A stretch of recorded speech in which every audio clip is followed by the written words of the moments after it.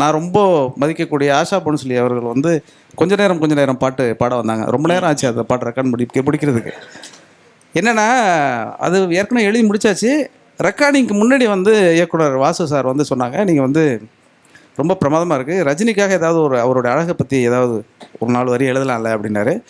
உடனே எழுதலாம் சார் அப்படின்னு சொல்லிட்டு, கண்ணில் ஓரழகு கையில் ஓரழகு உன்னால் பூமி அழகே, உன்னில் நான் அழகு எண்ணில் நீ அழகு நம்மால் யாவும் அழகே அப்படின்னு எத்தனை லகரம் போட்டிருக்கேன் பாருங்கள். அழகு அழகுன்னு போட்டேன். ரெக்கார்டிங் போன பிறகு தான் தெரிஞ்சது ஆஷா போன்ஸ்லே அம்மாவுக்கு அழகரம் வரலன்னு.